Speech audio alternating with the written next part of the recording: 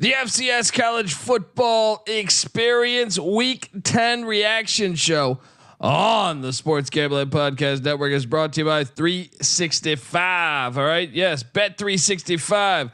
Bet365 is now offering new users a $1,000 risk-free bet. Sign up today.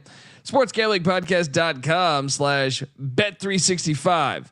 We're also brought to you by Hall of Fame Bets, the sports betting research platform for parlays, player props, and game lines.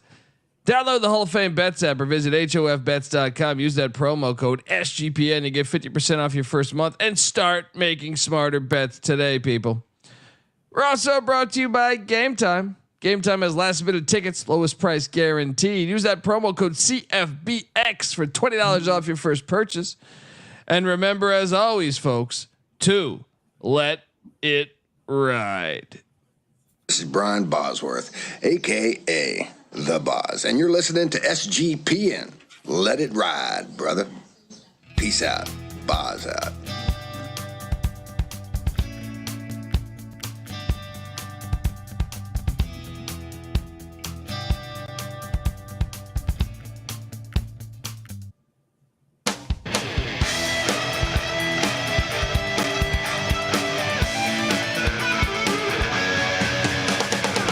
Yes, yes, yes. Woo! Welcome to the FCS College Football Experience Week 10 reaction show.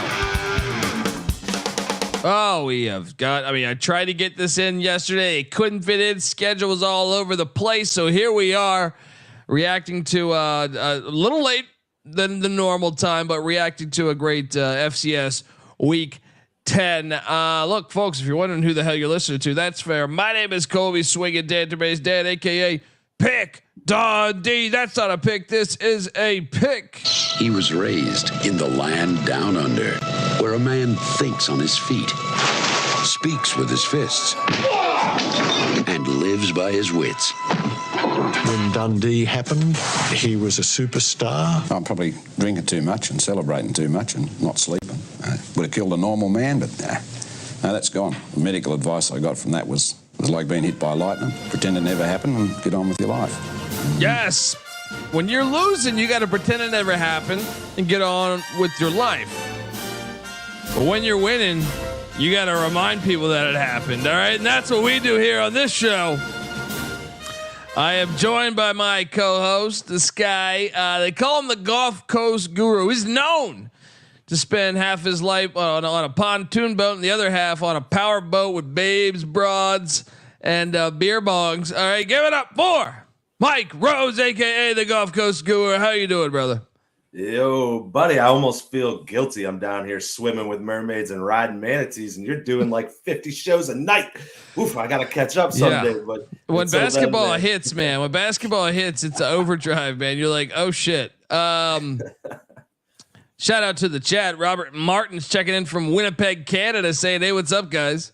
Shout out to you, Robert. Go BC Lions. Go Simon Fraser. They need to start their football program back up. And let's get into some FCS. I don't know who you root for in the FCS, Robert, from all the way from there, but maybe Eastern Washington, perhaps, maybe North Dakota State, maybe South Dakota State. I don't know. St. Thomas. Montana State. Let us know in the chat. But man, what a wild week we had. Let's get to recapping all of the games. But before I do that, I want to tell the folks out there that the FCS College Football Experience is brought to you by Bet365. Yes, look, Bet365 is the world's favorite sportsbook, trusted by over 88 million players worldwide. They got props, sides, totals, live betting, folks.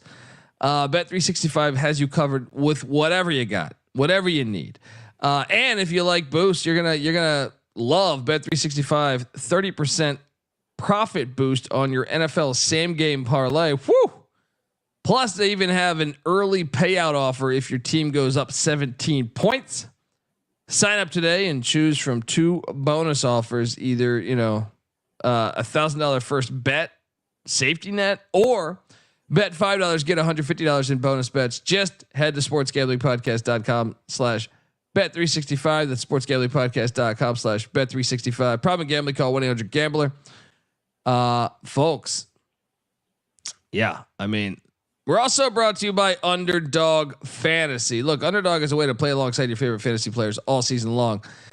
NFL, NBA, NHL, college basketball, college football. Simply pick a higher or lower on your favorite player's fantasy projection and cash in on what it is essentially. So watch along, make picks, and maybe make a little extra cash over on Underdog's mobile app or website, UnderdogFantasy.com. When you sign up with the promo code SGPN, Underdog will double your first deposit up to $100. That's Underdog Fantasy, promo code SGPN.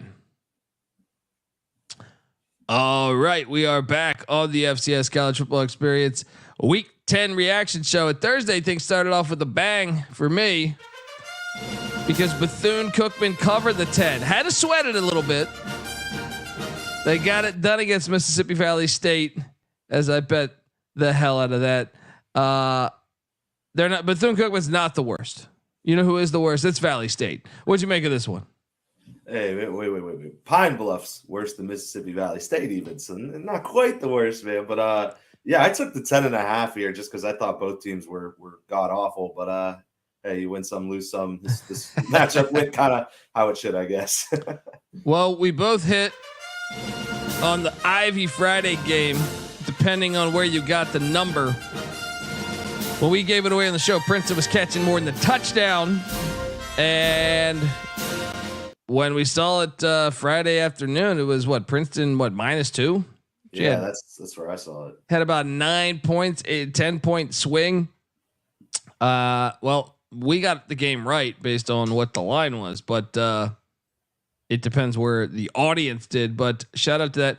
That's a big time win because Princeton was in first place in the Ivy.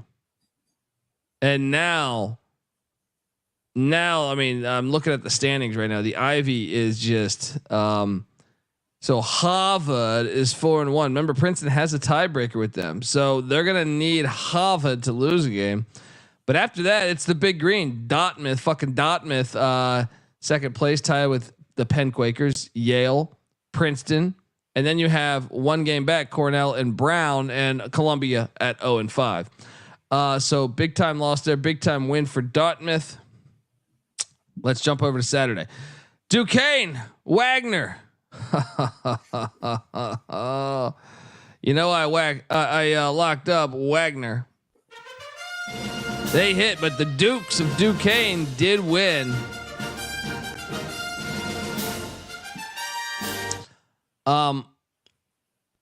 Duquesne is pretty much, I feel like, locked this thing up. Merrimack's 3-2. The fucking Long Island Sharks are 3-2. St. Francis 3-3. Wagner 3-3. So it's pretty much a wrap. I think if they win this week, Duquesne's remaining schedule. Yeah, I think it's a wrap because they have I guess technically Merrimack, if Duquesne loses to Stonehill this week, then Merrimack would have to win this week against Central Connecticut State and then beat Duquesne the following week. Highly unlikely. It seems like Duquesne's going to be in the FCS playoffs. What did you make of this outcome? Yeah, I mean Duquesne. That's CJ Sullivan's team, right? Isn't it? So he's a Duke alum. There we go. Looking pretty damn good there. Looks like they're on their way to winning that conference. I don't see them dropping the Stonehill game. So they're looking good. I mean, Wagner is the thing that I would really take from it though is they came out and they fought again, kept it within a score, touchdown and a 2-point conversion. So good for them. Good progress this year. Hopefully it leads into next year for Wagner. Yeah. They've been much improved compared to last season. Yale 36, Brown 17. Whew. I did not foresee an ass whooping like that coming on the road, but the Yale Bulldogs, big time win there. What'd you make of this one? Yeah, I mean, Brown's been so feisty and Yale's been kind of all over the place, up and down. But I mean, this is probably just an example of the team with the more talent coming out there and getting it done. And Yale's in a situation where if they want to keep in the Ivy League hunt, you broke it down. They're right there, but they got to win their games. So this is the better team getting it done. So good on them. Yeah. Sacred Heart decided to show signs of life with a 7-point win over Central Connecticut State. The Pioneers get it done. They said the basement is for the Blue Devils. We don't belong there. Didn't see that one coming. If you listen to our Saturday morning show, I locked up Long Island on the money line as a 10-point dog or 9.5-point dog. That came true. The fucking Sharks took down St. Francis, PA 29-28 in an NEC Classic. And the fucking Sharks with a big time win. They have a winning record in conference. So the Sharks are coming along here. What'd you do here? On the show, I laid the 11 with St. Francis. Actually, I didn't bet this come game day. It wasn't a game I loved. Yeah, I'm just kind of bummed out that the fucking Sharks didn't get it together earlier. This is a team we both said could make some noise in conference, and they really just kind of fell asleep at the wheel too long. And now they're showing, they're not a bad team. So good win for them, but hopefully next year they stay up towards the top a little longer. Fight it out. Yeah, North Carolina beat Campbell by 52. I took the points. I didn't bet it. Also, Holy Cross. Matthew Sluka didn't play for the second straight week as Holy Cross barely escaped Lehigh 28-24, but a win is a win is a win. And folks, with the other news that happened, Holy Cross currently in first place. Now, Lafayette could hop them because of the tiebreaker. They just got to play one more conference game. Because Holy Cross is 4-1 in conference, Lafayette's 3-1. So let's get to it. Holy Cross does win 28-24. San Diego, we were all over this one. I feel like heading to South Carolina to take on the Blue Hose. They got it done by 10 on the road. Talent prevailed that was our handicap as the Toreros get it done. Cross country. What do you make of this one? Yeah, one of a few double locks we hit.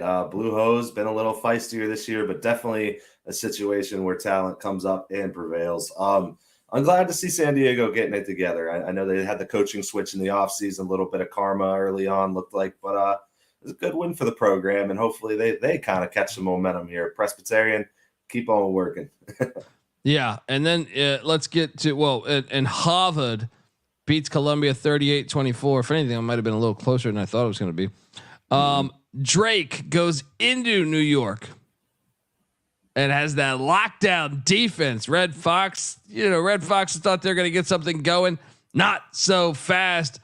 Look, I mean, Drake stays undefeated. They win in conference. They win 10-3 in New York. It's a shame we're not going to see Drake and Davidson. Both teams at the top of the Pioneer. Something hopefully gives, so we see it because someone's going to get screwed over potentially. So, but what'd you make of that outcome? Yeah, I mean that's a really good win for Drake there, going on the road, getting that one done against the Marist team that they've showed up a couple times and gave some teams some games, won some games we didn't think they would. Now you're looking at a Drake team that, like as you said, they're up at the top of the pile there, but they got Presbyterian next week or this week, which should be a win for them as long as they get it done. And then they got the big showdown against Butler end of the year, and Davidson doesn't have anything like that because they got Dayton at the end of the year and they are hot ass. So Drake, they kind of control their own destiny. Got to get that one done on the road against Butler though. Yeah. And the chat is talking Ohio State and Michigan as Ohio State apparently was caught cheating as well. Same with Purdue. When don't they cheat, man? Yeah. Perpetual underdogs in their fans' eyes. The irony, fucking hilarious. The shocker of the day, one of them was Colgate 37, Lafayette 34 in overtime. The Raiders, we were on the Raiders, but I didn't know about them winning outright at Fisher Stadium there in Easton, Pennsylvania. That is a critical. Now, Lafayette, if you're a Leopards fan, it's been an unbelievable season. You got to close out strong, but I'm a bit nervous because they get Fordham and then the oldest rivalry in the history of college football, Lafayette Lehigh, to end the season. This was a loss you couldn't afford. Now we'll see. because right now you're still, and if you take care of business, you go to the FCS playoffs. You win out, you're in the FCS playoffs. If not, good luck. What'd you make of this one? I mean, yeah, Lafayette asleep at the wheel loses this game to Colgate. You really wish that wouldn't have happened for the program, but I mean, they're so far ahead of schedule where John Troxel has them. By the way, Troxel, another example of a D3 guy coming up to major college football and really, turning things around faster than you expect. We've seen it with DeBauer up at the higher level. We've seen it with your boy Leipold. So these D3 guys, they got to keep looking there and finding more of these guys. They're legendary. But what I want to know from you is, do you think I know Lafayette can't. Lafayette needs the auto bid. They need to win out. Holy Cross, do you think that's a team that could find themselves sitting on the road to Frisco in the playoffs without winning the conference? If they win this week, against potentially, Army, they have to beat an FBS. They almost had Boston College. If they get Army, I think they might get themselves in. Especially considering Boston College is like fucking like hasn't lost since, I feel like. Well, no, they had the Louisville game, but they have a winning record. Yeah, that was a shocker. I mean, I know we took Colgate. We were on the right side of it, but it was still a shocker.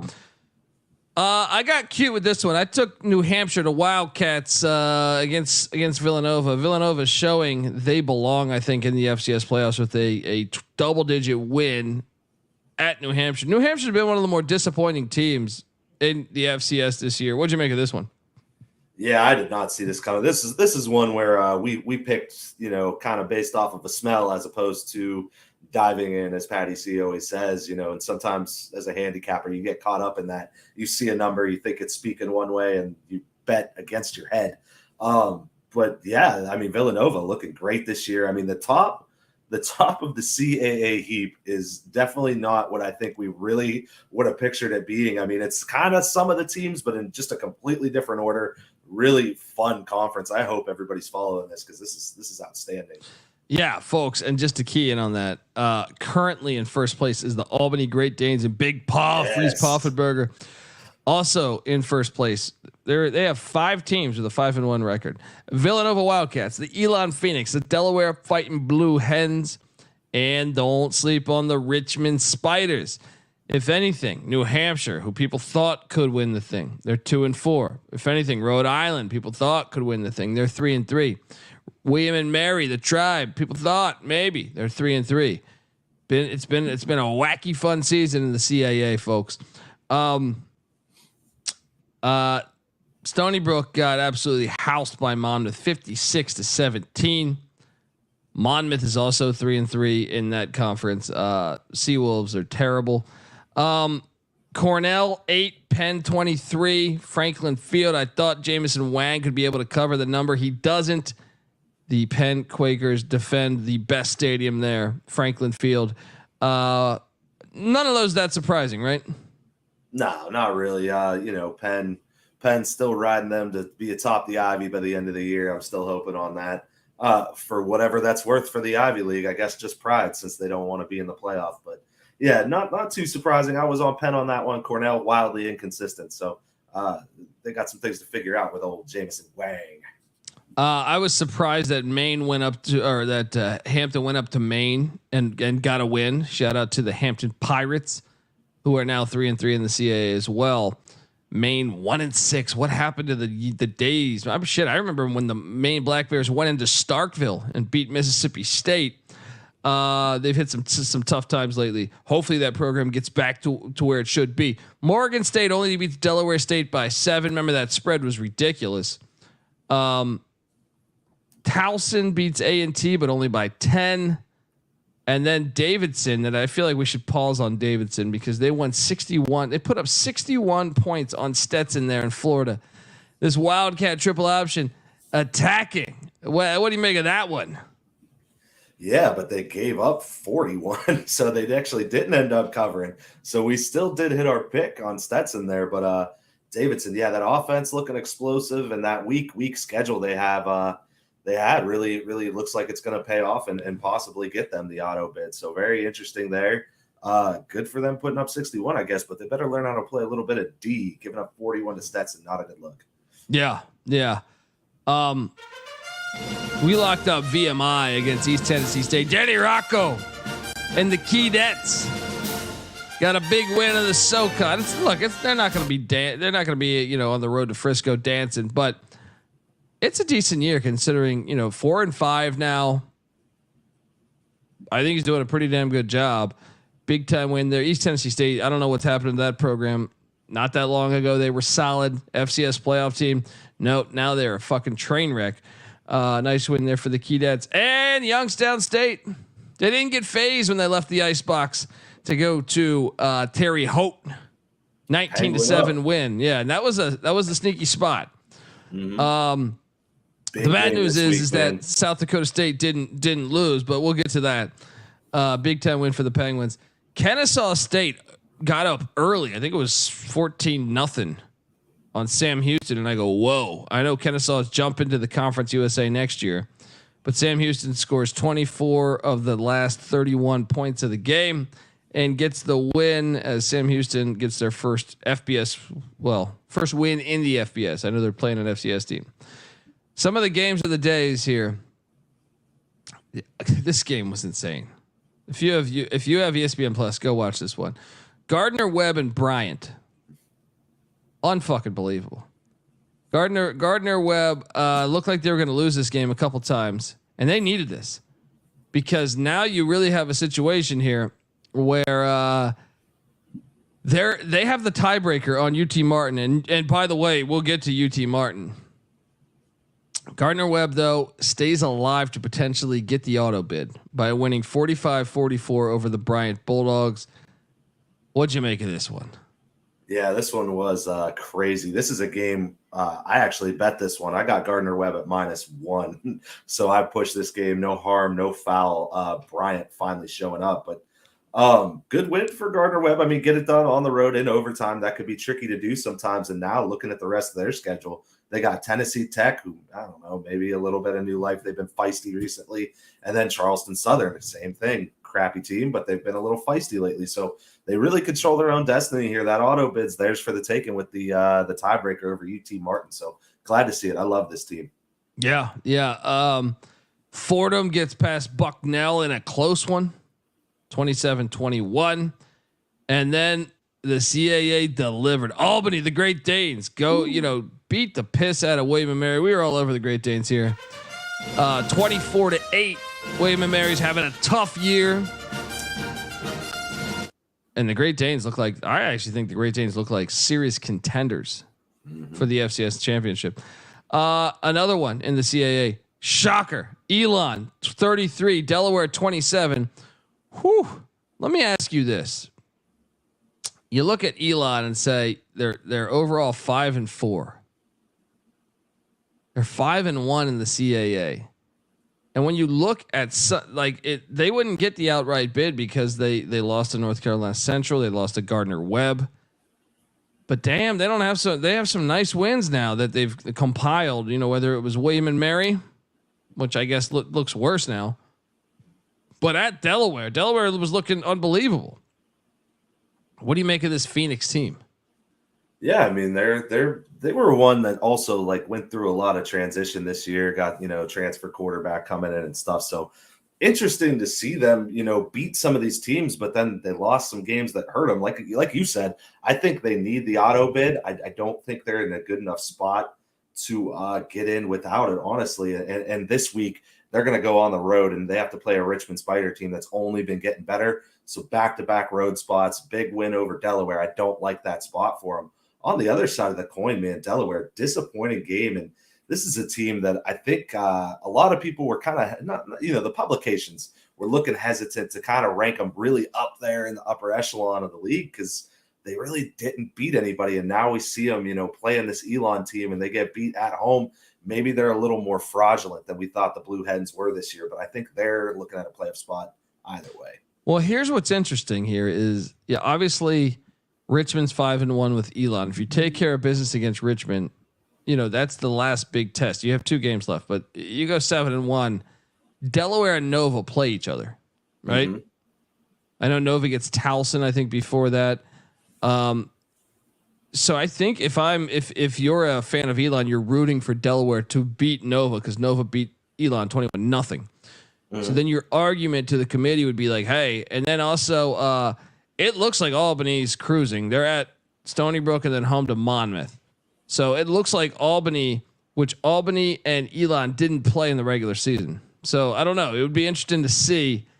You kind of think Albany's going to go, 7-1 in conference. Now, Delaware, the winner of Delaware, Elon will also go 7-1. But if you're sitting there, I'm sorry, the winner of Villanova, Delaware will be 7-1. And if Elon can take care of Richmond, all three will be 7-1. Elon would have the tiebreaker over Delaware. And then I don't know how they would deduce the Albany Elon thing because they didn't play each other. Now, obviously, Elon has one more loss, but Elon also played. You could just make an argument. I know actually Albany, I think, played 2 FBSs, so maybe they would be the ones that get in. I think Albany has like a really good claim no matter what. I mean, you got them. They whipped up on Fordham earlier in the year. 4-point game against Marshall. 11-point game on the island. It's a tough ticket, hard ticket out there to Hawaii. I mean, they whooped up on Villanova. The teams they beat. There you go.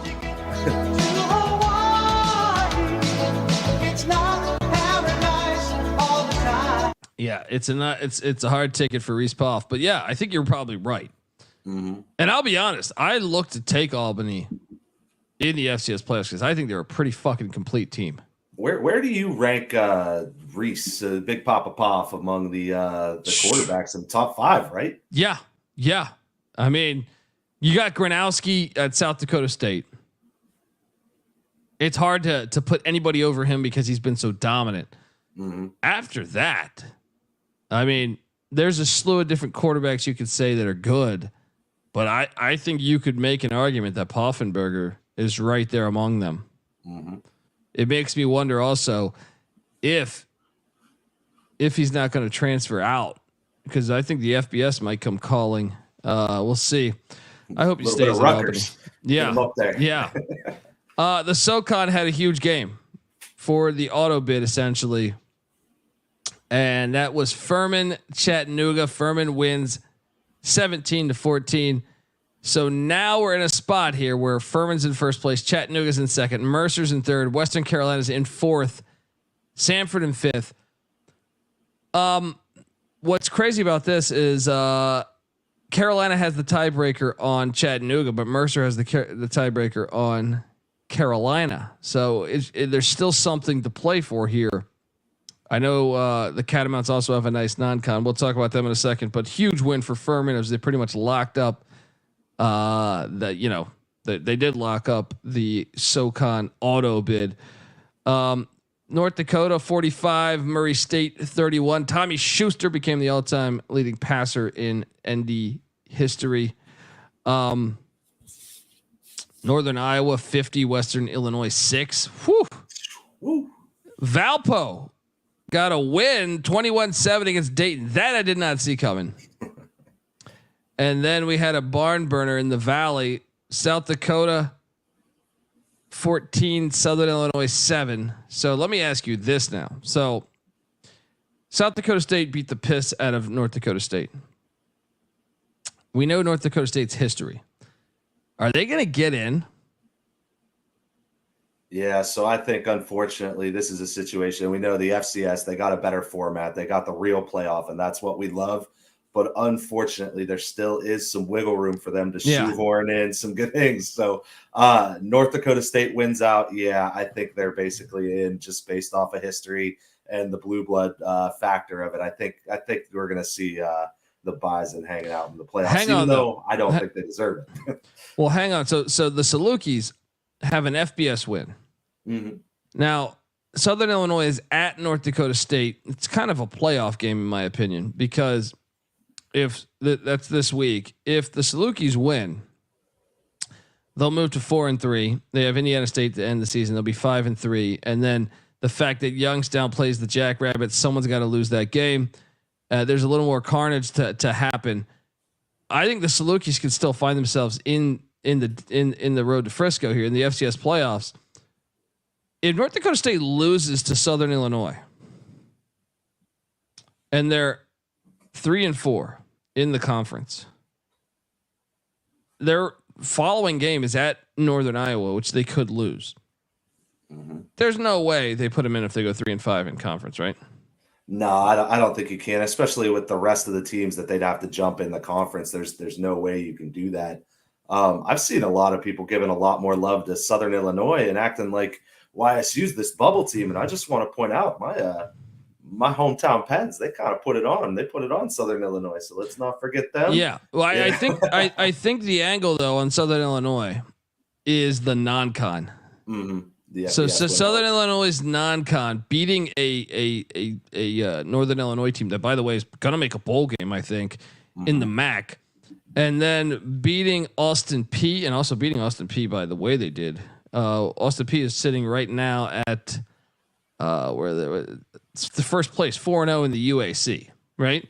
So they have like a 26-point win against Austin P, an FBS win against a bowl team, and then they beat SEMO, who, if you're, in the Big South OVC, is right there potentially to win the conference. So I think that is part of the reason why. But yeah, Youngstown beat the piss out of them. They've struggled lately. All their tough tests, South Dakota State, Youngstown, they've lost. So I agree. I mean, I think I understand September's win should count the same as October's, but I get your point. Huge win there by the Coyotes. After that, the shocker. Speaking of SEMO was in first place in the Big South OVC. They were in first place, ready to win this thing, and they tripped on Robert Morris, Bernard Clark, and the Colonials get it done. 21-20. What a fucking game there. As that's a shocker. That's Robert Morris's first win in the Big South OVC. It's shocker to me. I locked up Robert Morris this week. Let's go. maybe catching 34 and a half. To win outright is insane. Also, Mercer takes down the Citadel. Mercer all of a sudden playing pretty good ball. Now I know it's the Citadel, but they still dominated them. Mercer has one game left, and that's against Samford. What could go wrong? Samford could potentially knock them out of potentially making the playoffs. Florida A&M 42, Alabama A&M 28. What was this line that we call this at? Oh man, let me. I think it was 14, right? Was it 14? I want to say it was 14. I know we both picked. So that's a push. How about the Butler Bulldogs going to Morehead State and winning 49-7? Yeah, there we go. And then you want to talk about the luckiest win right now. So UT Martin's in first place. In my opinion, Gardner Webb's the best team in this Big South OVC, right? Mm-hmm. And they got the tiebreaker, right? They beat them last week. And UT Martin won 44-41 against Tennessee Tech, and one of those touchdowns was one of the craziest catches you'll ever see. I mean, from a luck point of view, from a skill point of view, just on a fourth down. But UT Martin, the Skyhawks survive. They survive Tennessee Tech. And now UT Martin, I think, in a spot where, yes, Gardner Webb can still catch them. And UT Martin only has one conference game left. They are home to Southeast Missouri State, which is huge because that's for the fucking, that's for the spot, essentially. Both have the same record. And then at Samford. Going to be a fascinating 2 weeks if you're a Skyhawk fan. What'd you make of that one? That was a very surprising game. I did not think that game was going to be that close at all. The Tennessee Tech just out of nowhere showing up. UT Martin, maybe. I mean, that was a sandwich spot. You know what I mean? They're coming off playing Gardner Webb, losing that game close, and then they got SEMO sitting on deck. So I think UT Martin maybe fell asleep at the wheel a little bit. I'm seeing J. Scott Rhodes. He's talking a little trash. We both locked up Eastern Illinois against his boys. We missed that by a point. So shout out to the penitentiary. yeah. I mean, big time. We'll get to that in a second. I mean, let's talk about the Dakota Marker game because South Dakota State beat the piss out of North Dakota State. And as awesome as this season seems, it's minus South Dakota State. This playoff would be unbelievable. Mm-hmm. But having South Dakota State in there, you're like, are they just going to fuck up everybody? It's looking that way. Unbelievable. This week, man, I'm telling you, this is their trickiest week right here because they could go on the road this game, they could drop this game, and it doesn't matter. I'm looking at my Pens, man, and I love the spot for them. I think it's a really good situation for the Pens. But South Dakota State, they're at cruise control, man. Yeah. Eastern Illinois 16, Lindenwood 10. Let the Lions get the cover. But I mean EIU and what they're 6-3 now. What a great season! What a turnaround season they've had. Yeah, I don't know. EIU, I feel like next year they could be a really good team. How much eligibility does Mr. Holly have left? That's a good question. I want to say he's got another year though. Yeah, he's a junior. Yeah. There we go.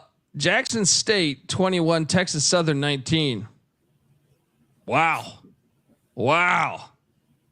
I didn't see that one coming. Hey, we locked that up though. I know, but I didn't see. Like that was a 2-point game. Yeah, we did cash. Let's go. Illinois State, Missouri State was a banger. 36-35. The Cardinals get it done. No, the Redbirds get it done. Abilene Christian took it to Utah Tech, 24-7. Alcorn State took care of Southern. You're looking good on your Alcorn play, buddy. Yeah, I'm liking them, man. The Braves. I'm glad for McNair's brother out there. Yeah. Montana State put it on NAU 45-21. Lincoln, California got their ass kicked in Zion against Southern Utah. Prairie View gets it done against APB. There we go. Bubba McDowell, let's go. The Catamounts of Western Carolina. Weehawk. Let's do the Weehawk minute right now. Shout out to Weehawk. The Catamounts won, but I'm kind of nervous about this team moving forward because Wofford, folks, Wofford's 0-9. You know, teams have been beating their ass all year. They were 20. Like, I know it was on the road, but they were 20.5-point favorites. Was Western Carolina. So. And Reed played at the running back spot. No, I'm sorry. No, he didn't actually. Right? It was the other Reed, I think. Yeah, played. That's his brother. The other Reed played at the running back spot. But still, I'm a little nervous moving forward. So here, let's talk about the Catamounts. They got the win. Look, this happens sometimes. A lot of great teams have that one team where the one game where you barely get by. The question is can Western Carolina win out? They're home to ETSU and they're at VMI. If they are 8-3 with their non-con being that they beat Samford, or no, that wasn't non-con. That was so Eastern Kentucky is who they beat. I don't know. What do you think? I think they're going to be. They should be 8-3, and I think they're in. This is going to be a tough one because EKU not really having the season we thought they would really have.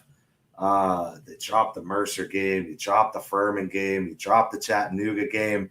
That's going to be a tough one for Western Carolina to get in over some of the teams, especially when you see what's going on in the CAA and then of course Missouri Valley. It's going to be a tough argument. Even at 8-3, I think I'm pulling for Weehawk, but they've lost a lot of the crucial games down the stretch here, and they got Chattanooga. Actually, I looked at that one wrong, but maybe that Chattanooga game will help them out. Yeah, let's hope. Could. Idaho 27, Northern Colorado 13. Shout out to College Football Campus Tour. He was at this game and it looked like the Bears were up early, but the Vandals rallied, got it done. Merrimack covered the 17 for us, and even better for me, my UMass over 2.5 wins. Yes, sir. Cashed. Let's go. All right, folks. Before we got a few more games to talk about, but before we do that, I want to tell you that the FCS College Football Experience is brought to you by Game Time. Look, buying tickets to your favorite event shouldn't be that stressful. Game Time is the fast and easy way to buy tickets for all sports, music, comedy, and theater that is near you. With killer deals on last-minute tickets and their best price guarantee, you can stop stressing over the tickets and start getting hyped for the fun you'll be having at that very event. All right. So, folks, snag the tickets without the stress with Game Time. Download the Game Time app, create an account, use that promo code CFBX for $20 off your first purchase. Terms apply. Once again, create that account. Redeeming code CFBX for $20 off. Download the Game Time app today. Last minute tickets, lowest price, guaranteed. We're also brought to you by Hall of Fame Bets. Win bigger by betting smarter this NFL season with Hall of Fame Bets, the sports betting analytics platform for parlays, player props, and game lines. Research every NFL, NBA, MLB, and soccer bet with historical stats and data. Stop betting in the dark and join over 30,000 users researching with Hall of Fame Bets to craft more intelligent, data-driven parlays. Download the Hall of Fame Bets app or visit hofbets.com. Use that promo code SGPN to get 50% off your first month today. Start researching, start winning with Hall of Fame Bets. North Carolina Central was taking on Norfolk State. They got it done 38-24 as Central continues to be a fucking wagon. All right. Shocker though, Buddy Pugh, he's not going to go out like that. You know what I mean? Howard was in in position to maybe knock off or maybe compete with Central. But the game before, leading up to that game with Central, Buddy Pugh knocks off the Howard Bison 27-24. Unbelievable. What do you make of this one? Man, I'm gonna say that's why the people come and they catch the FCS college experience, because I not only locked this up but called for the outright upset. Buddy Pugh, my man, let's go. He's not going to go out like that. No, man. And Howard's guy's been coaching since all these other coaches were fucking in diapers. You know what I mean? So, Tennessee State 21, Charleston Southern 35. This is another. This is a non-con win that helps. That helps Western Carolina as the Buccaneers move to 4-5, and if the Buccaneers can finish out against Robert Morris and Gardner Webb, well, I don't know about Gardner Webb, but Robert Morris, they might be able to help that resume for the Catamounts. Nice win for Southern. Eddie George's team earlier in the year, they looked on point. It kind of fell apart lately. Lamar beat the hell out of Texas A&M Commerce by 20. Shout out to them. E-Dub put it on Cal Poly by 35. Sela, Southeast Louisiana, took care of business against McNeese. Nichols, Incarnate Word. That was a banger because it looked like I-Dub might rally late. They got down too much. And now, I mean, we knew they were counterfeit. We knew Incarnate Word this year just did not look the part. Now last year I was actually praising them because I thought they were fucking really good. But Nichols is 5-0 in conference now. Mm-hmm. Don't look now, but the Colonels remaining schedule home to Lamar, and what could go wrong on a Thursday, nationally televised against Southeast Louisiana. That's the game.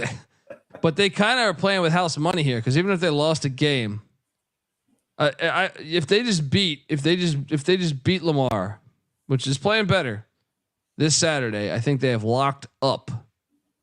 But although Lamar is right behind them too, so if Lamar wins, that's a huge game. So right now, Nichols is 5-0, Lamar's 4-1, I-Dub is 4-1. I-Dub needs help. Lamar controls their own destiny essentially. Well, Lamar has the loss to Incarnate Word too, so then you have that whole situation all over again where you got Lamar taking down Nichols, but Incarnate Word took down Lamar. Nichols took down Incarnate Word, all over the place. So really interesting shaping up here in the Southland. But yeah, we definitely called this one counterfeit Incarnate Word. I love to see it for Nichols. That's a program that needs to be up at the top and playing playoff football in the FCS because that's a good program. Win and you're in, Nichols. Win this week and you're in. Let's go. Central Arkansas took care of North Alabama. Our Bears in the UAC, second place right now. 6-3 overall, hanging tough. Austin Peay in overtime beats Eastern Kentucky. That's the thing about Eastern Kentucky. They have like 5 losses, I feel like, by like a point. But hey, big win for Austin Peay as the Governors are undefeated in the UAC conference. And man, could they win close too? They've played some tight games and pulled them out. I mean, I'm looking at least like 4 or 5 1 or 3-point or less games that they've pulled off, a couple of them in overtime.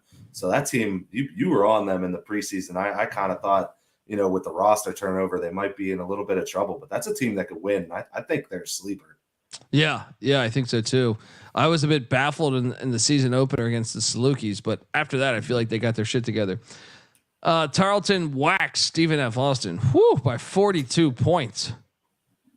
That a loss like that can get you fired. UC Davis 37, Portland State 23. Dan Hawkins, it's the Big Sky. All right, and he gets it done. Weber State also took care of Idaho State. I didn't see that one coming because Weber's starting to play better. Montana put it on Sac State in one of the big ones there, 34-7. And let's talk a little Big Sky real quick, because the Big Sky has Montana, Idaho, Montana State all at 5-1. Now, what could go wrong here? Well, the Brawl of the Wild can go wrong here. Montana and Montana State play each other. I mean, I love it personally. I love it because I just think it sets up for just an awesome. And Montana's got to get by Portland State first at Portland State this week. But Montana State gets Eastern Washington this week. So if I had to bet, I would assume it's going to come down to the Brawl of the Wild there. And then, then we talk Idaho. Could Idaho win the Big Sky? Because Montana's got the tiebreaker on Idaho, but Idaho has the tiebreaker on Montana State. But what happens if Montana State beats Montana, because it's in Bozeman this year? Then Idaho would win the conference. Now, Idaho still has to win out, and their remaining schedule, not necessarily the easiest, because they're at Weber State. That Weber State's having a way down year, but you never know. Weber State has shown flashes before. They beat Northern Iowa at the UNI Dome, and then they had the Battle of Idaho in Moscow. It seems like, though, Idaho's in a good spot. I would say that. How do you think this will play out? Oh man, this is a tough one. It's the Brawl of the Wild. That's in Missoula, right? Isn't it? I thought this year was in Bozeman. Let me check. No, you're right. It's in Missoula this year. Yeah. Yeah. So I think really you might be looking at a Montana's team that's kind of sitting there in the driver's seat now. Sandwich spot. Got to watch out for that Portland State team that could put up sneaky points. So that's interesting. But I think Montana's sitting in a good spot. But if I had to back a horse, I would say Montana State. I still got to favor them to come out and sneak this thing out. But man, is that a hell of a race in that conference? And that conference has just been a bloodbath all year. There's two teams at the bottom, but even Idaho State feisty at times. So real interesting. You gotta love this. Yeah. Who's your pick to win it? Well, now that it's in Missoula, even though Montana State's had their number lately, I think give me Montana then, because they have the tiebreak. But Idaho just has an easier path than the Montana. So at the end of the day, I'll go Montana in Missoula to beat the Bobcats. But Idaho is a safe play, because I feel like the way Montana State's had the edge on Montana recently, that kind of favors them, almost like the Ohio State Michigan series. For a little while there, Michigan couldn't beat Ohio State. I feel like Montana State's kind of had Montana's number since Bobby Hawks returned to Missoula. So I don't know. Give me the Grizz though to get over the top. But how about you? That's going to be I think I'm going to go with the Grizz as well. I think that environment's probably going to be a top 10 college football environment in any level that weekend. I think it's going to be fire. I kind of wonder if Michael Barker at College Football Campus Tour is going to get out there. Maybe you should get out there. Maybe I should hop on a dolphin and swim out there. Let's go. Let's go support the Grizz, man. Let's get it done. I'm going to go Grizz. I'm going to go with my heart. I want the Grizz to get it done at home. Well, especially after the way the season started, it looked very shaky. The Grizz have come on lately. Game ball time before we get out of here. 6 game balls here, 3 for me, 3 for you. I mean, I'm going to start things off with South Dakota State. I know, but North Dakota State, I know South Dakota State beat the piss out of them last year twice. But North Dakota State owned that rivalry for a long time. And as as my friend says, it's easy to see a tide turn. the tide is officially turned. It is Jackrabbits are owning that rivalry right now. So they got to get game ball number 1 from me. Dakota marker game. It's established now. It's not a fluke. They are the team to beat in this rivalry. Who's your first game ball? I'm gonna just exclude Albany from the list this time. I feel like it's starting to be favoritism. I'm giving Reese Poffenberger all the game balls. So I'm gonna go ahead. I'm gonna go chalk with you on this one. You took San Diego State. You know, it's expected. They deserve it. I'm gonna go ahead. I'm gonna take Montana as well. I'm gonna give it to the Grizz, whooping up on Sac State. You know, a team that a lot of people were holding high regards for. That's a hell of a win, 34-7. I mean, they housed them. So yeah, give me the Grizz. And South Dakota State, not San Diego State, but yeah. Game ball number 2 for me is look, Elon went on the road to Delaware. A Delaware team that's only lost all year was at Penn State. That's an impressive win. Elon, the Phoenix, get my second game ball. How about yourself? Yeah, I'm going to go with a road team as well, and I'm going to have a nice humble dish of crow with it. Austin P. I shit all over them in the preseason. I picked them pretty low. I'm going to give you your kudos. You picked that team to be in the top 3, I believe. This is a team, like I said, they win close. They could win big. I think this is a team to watch out for when they're in the playoffs. I think they're going to make the playoffs. I'd watch out for this team. They're sneaky. Yeah, I look, I'm with you. And I appreciate that respect on my governors there. Final game ball for me. Colgate hasn't played that well this season. And when you beat the top team in the conference at their place, you deserve a game ball. Shout out to the Colgate Raiders for knocking off Lafayette at their place. Who's your final game ball, man? Yeah, I'm going to go with something that I love that happened this weekend. Yeah, Buddy Pugh, my man. Get it done. Yes. I love it. Big win. Go out there, win one for the Gipper type style. So, yeah, I'm all about that one. South Carolina State.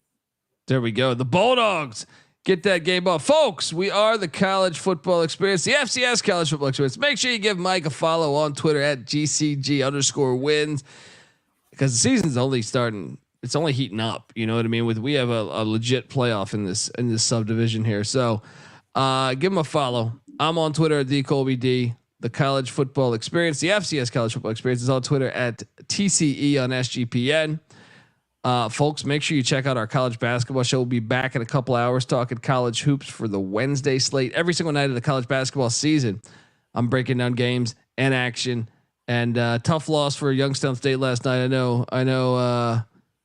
The Gulf Coast Guru is a little upset about that as they head down to Louisiana and took an L. But season's just getting started. You can afford that one. Subscribe to the College Basketball Experience, the College Football Experience, the FCS College Football Experience, the College Baseball Experience, the Big 12 Experience. All of those are under our YouTube page. All right, youtube.com/the College Experience. Please, if you can, subscribe, folks. Get the SGPN app. It's free to download in the App Store and Google Play Store. You'll get access to all of our articles, our content, our picks for free. So you could do that. Also, hop on over to iTunes. Give us a 5-star review. We deserve it already. We were pretty fire this past week on our picks.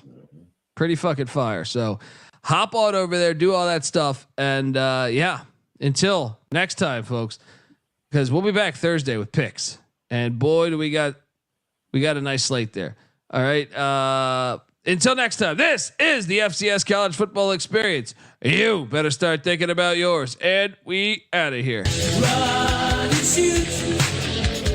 We can really run and shoot.